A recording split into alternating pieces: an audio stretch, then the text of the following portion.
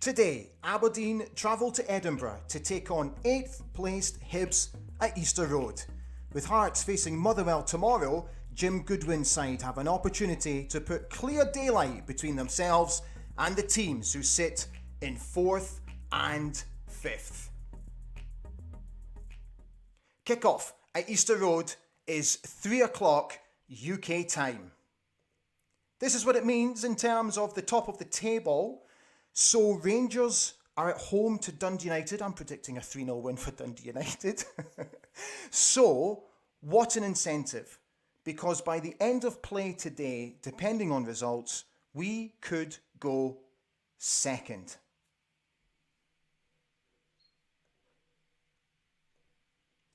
Good morning, how are you doing? A very warm welcome to Ali Beg ABTV as I preview today's game at Easter Road. This is the new time slot, 10 a.m.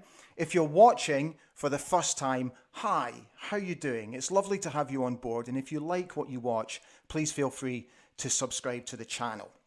So, we've got a rather packed show today. Coming up a little bit later, I'll be speaking to Scottish football correspondent from The Times, Michael Grant, who's actually going to Easter Road today. We talk about the game.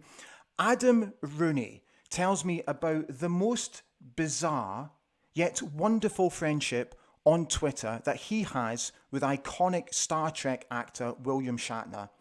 And I'm going to be talking to former Don Andy Dornan, who also gives us the lowdown on how he thinks Aberdeen will get on at Easter Road today. But to begin today's show, let's predict the starting lineup.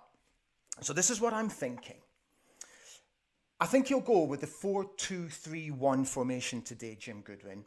And I think because Leighton Clarkson is suspended, Matt Kennedy will come in. Now, some of you have already suggested that Duke will come in and start today.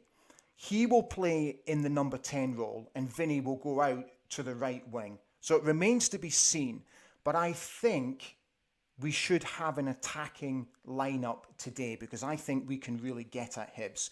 So tell me what you think. Is that the team that Jim Goodwin will pick today? Here's some stats for you. So Hibs are unbeaten in their last 9 home league matches. They've won 3, drawn 6. Hibs are also unbeaten at Easter Road against us in their last 5 league games.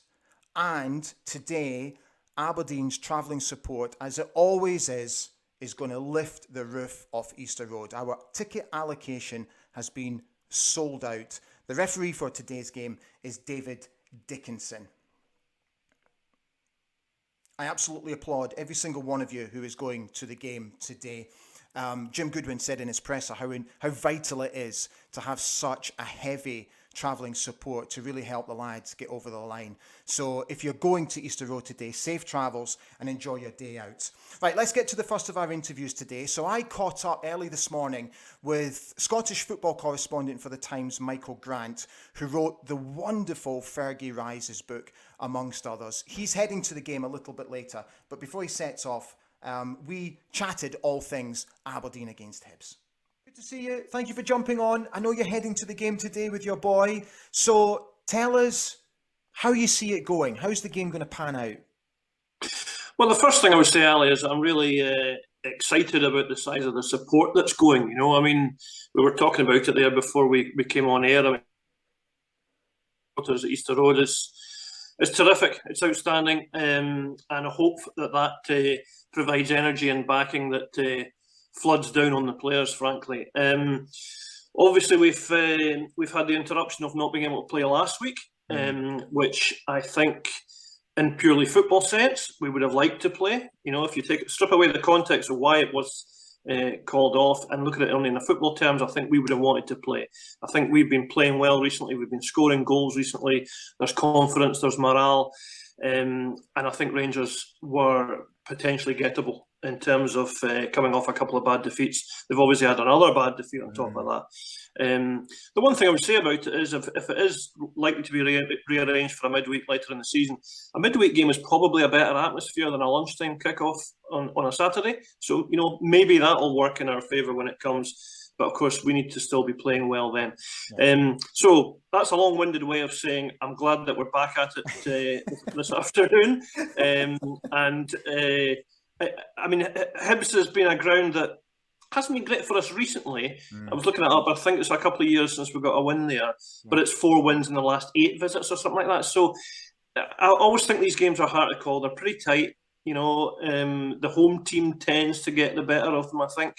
I've seen Hibs in the derby against Hearts this season where they got a dramatically equaliser through Don's fan, Martin Boyle. But I'm not bowled over by Hibs. I think they're a work in progress. A lot of new signings in the summer. Don't think it's really quite gelled yet. I mean, similar to ourselves in the sense of a big turnover of players. So I'm really getting intrigued to see how it goes. I think it'll tell us a lot about us as well, Ali, in terms of whether we can get through it and get a win. Yeah, I couldn't agree more. Where would you pinpoint their weaknesses, which we can hopefully exploit? Well, I still don't think that their defence is all that great. I mean, I know their defensive stats aren't bad this season. They've only conceded 8. But I look at Hanlon and Porteous and I think that they can be attacked. I quite like Cabraja, the left back that they've signed in the summer. I think he's quite strong. He's quite impressive. Cadden on the other side, if they play him at full back, I think we can get at him. Hibs have been a bit of a possession-based team this season. Not always a great deal to show for it at the end of the day, which sounds a bit familiar to last season, or if you think about the way we played. So it may be that we can get in behind them. I mean, that's been a success for us this season, hasn't it? You know, the breaking at pace. Guys like Duke and Vinny and Johnny and Kennedy. Not quite sure who you'll go with today, but I think that get the ball off them in the centre, and there might be space in behind them to attack that back four. Okay, let's finish off. You know me, mate. I don't deal with any sort of negativity usually, but I have been a little bit unsettled by all the recent talk already about Bojan Majowski and how we might struggle to hold on to him because he's obviously made a huge impact with us already and receiving so many plaudits, and quite rightly. What do you make of it? Do you think it's slightly premature? I'm maybe not as annoyed as you are, Ali, but I take the point that you kind of think, well, can we not get a chance to enjoy the guy? Yeah. You know, I mean, he's just in the door. He's played whatever it is, 8 or 9 games. He scored 6 goals. He looks like he enjoys Aberdeen. He looks like he enjoys playing for the team. Can we not just enjoy him for a while before this inevitable speculation rises up? But I think fundamentally, I have to congratulate the club for signing him. I think the recruitment here is absolutely first class. Because we've landed an asset that obviously nobody or not enough other clubs were picking up on his potential. I mean, the age profile, he's just turned 23. He's an international player in Europe, you know, a first pick centre forward for them.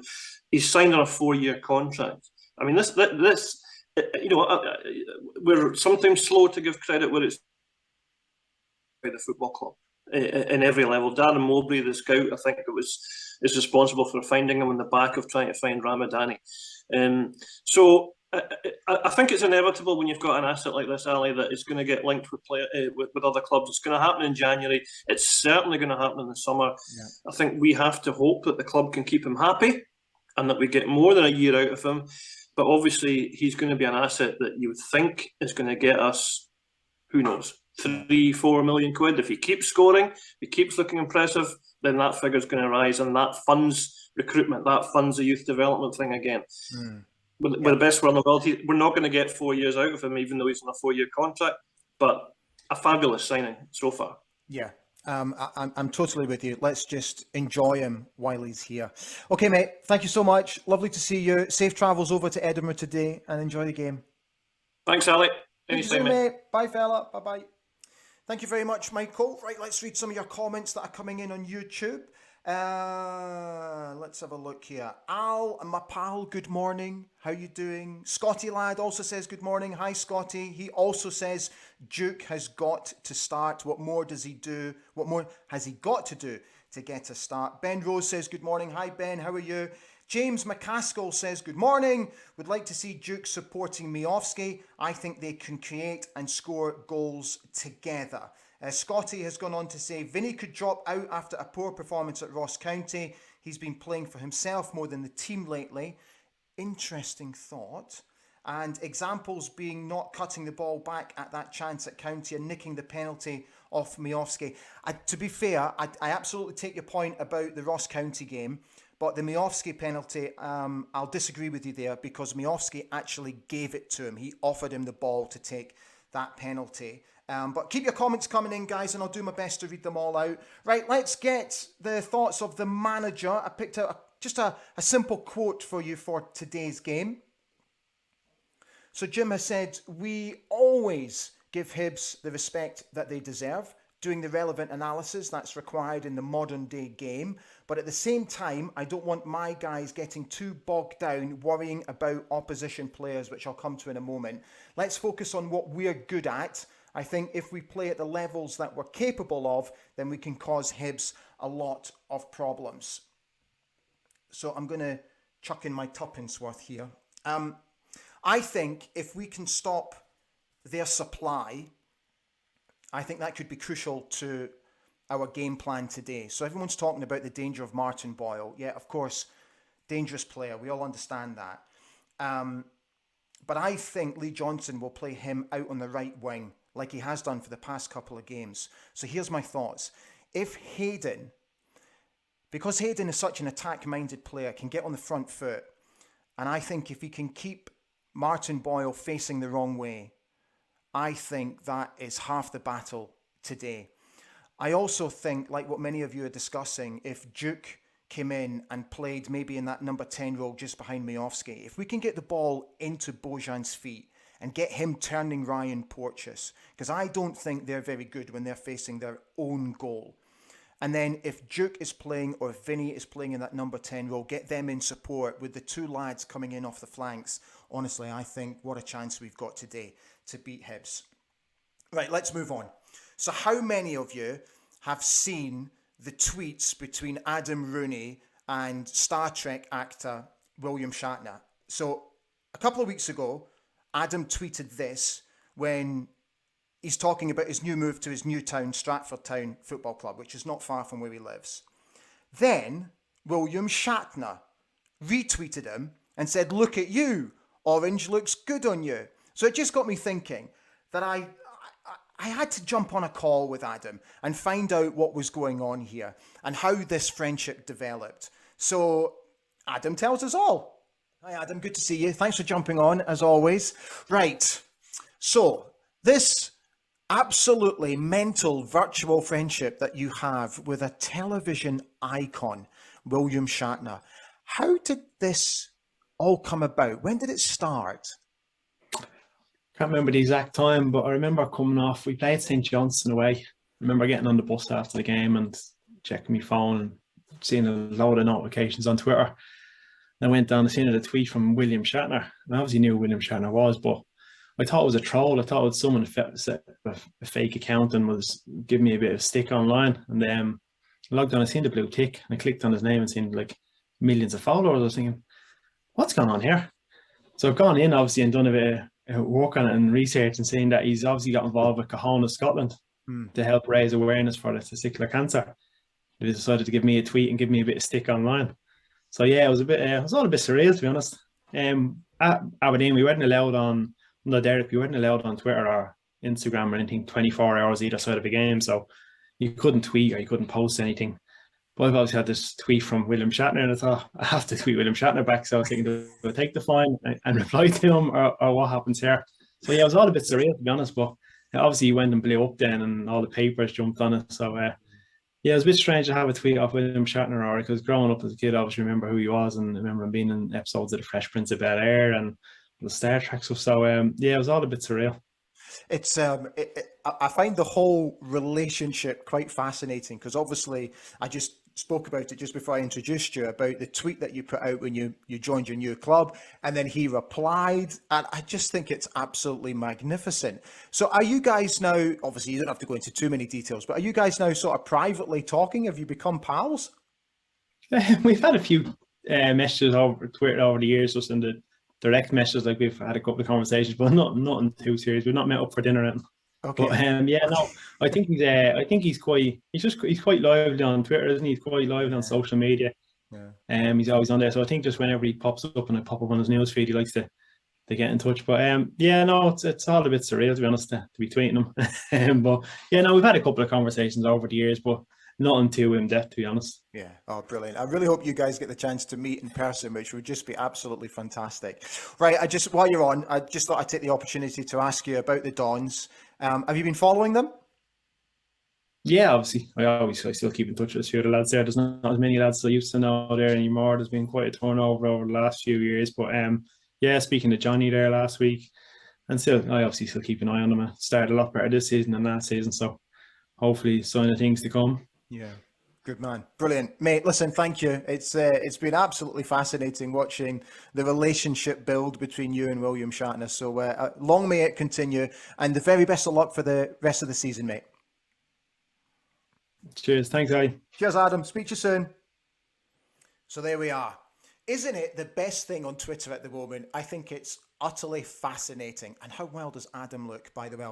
More of you are getting in touch on YouTube. Thank you. Kaiser's jumped on. Good morning, Kaiser. How the devil are you? He said Hibs' defence is ropey, but so is ours. Now, I'm hoping that the extra few days that we've had training, that the lads have sorted all these issues out, because the goal that we conceded against Ross County was ridiculous. And I do think we are looking slightly weak when it comes to set pieces. And we've got to be psychologically stronger, and we've got to be switched on for the entire game. So I really hope they've improved that in training this week. Right, let's get the thoughts now of former Aberdeen fullback Andy Dornan, who continues to this day to be a great friend of the football club and many of his ex-teammates at Aberdeen. I caught up with Andy earlier this morning to also talk about the Hibs game, and these are his thoughts. Hi, Andy. Good morning. Thank you so much for jumping on. Lovely to see you, as always. Okay, let's get your general thoughts ahead of the game later. Well, it's obviously a really important game. I think we are probably, from a positive point of view, we're sitting where we should be. We're third in the league. I think there'll be a bit of frustration in that, apart from the Motherwell game, obviously disappointing losing a goal late on against Ross County. So we could have been better in the league, but I think it's where we should be. So I think there should be a bit of optimism. There should be confidence for the team. And a game against Hibs to look forward to, Ali. I think we drew, the last game in May last year, we drew. The results have been pretty mixed between the teams. Aberdeen have won a couple, Hibs have won a couple. But, overall, I think we should be going into the game with a lot of confidence. So I predicted the team earlier. What's your own thoughts on how we will line up today? I think it'll be much the same. I think we're trying to get a settled team. What I would say is that, I've met Jim Goodwin. I'm really impressed with him. He's got his own ideas, and I think it's clear that, there's been players when he inherited the manager's job, when he took over, if they don't fit his style or what he wants, then, they're not in the team or they're not at the club. And I think that's got to be applauded. And I think, the directors and the chairman, they've backed the manager with his requests for new players in the squad.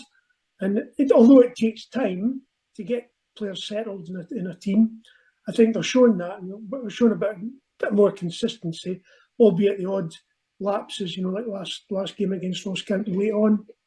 I think it'll be much the same, Ali. I think it'll be much the same team.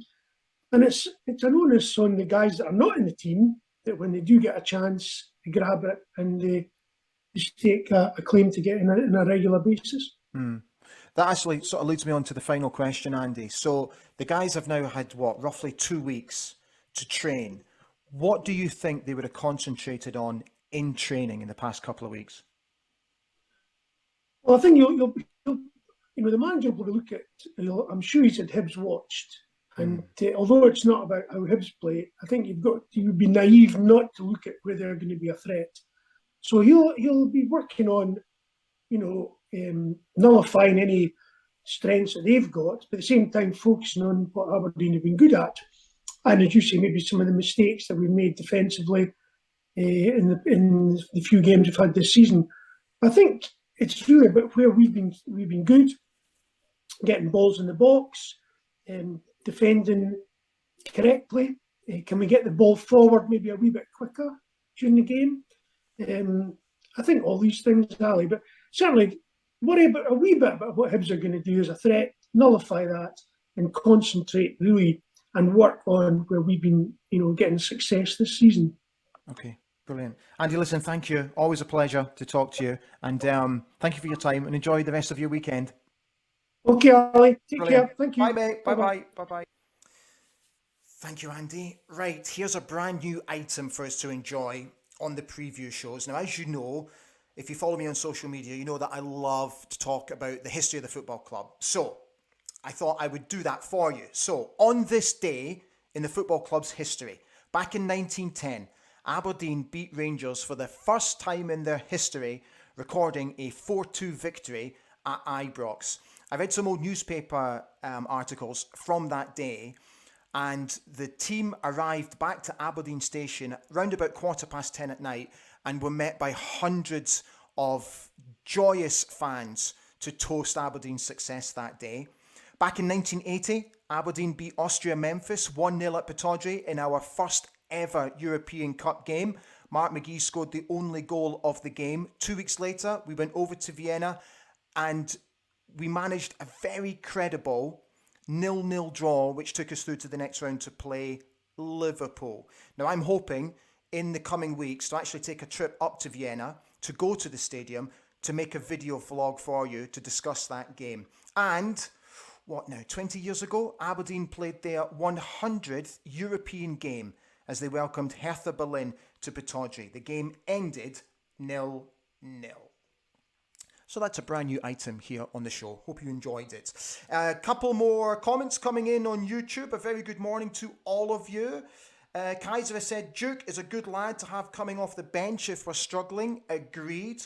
Paul Robb said, what's your thoughts about Ramirez being back in the matchday squad as an option at least? I got to be honest, I don't think he'll be in the squad today.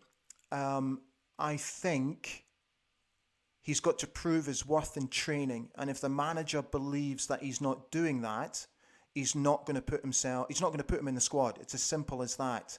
So I think it's really up to Christian to show his worth, not just to the football club, but more importantly to his teammates and the manager. So let's see what happens. Scotty has actually replied to that, saying Ramirez is currently way down the pecking order. He'll be gone in January. Yeah, he could well be, mate. So, yeah, there we are. Right, guys, we are done. Thank you so much for tuning in. Just a little bit of housekeeping just to finish off. So if you are out and about today, if you're not getting to Easter Road, I'll be on the big Saturday football show on North Sound 1 between 2 and 6 with Stephen Mill, Ewan Cameron and Steve Cowan.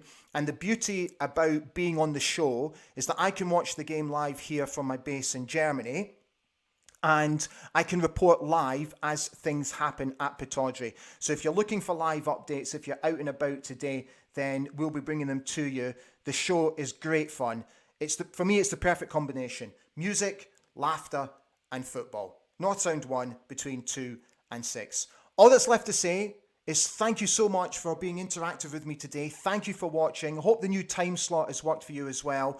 We'll be back tomorrow night for the review show at 9 o'clock, which is all about looking back on today's game with you, the fans. So if you're going to Easter Road, safe travels, good luck to the lads today, and what an incentive to get the 3 points. We could go second.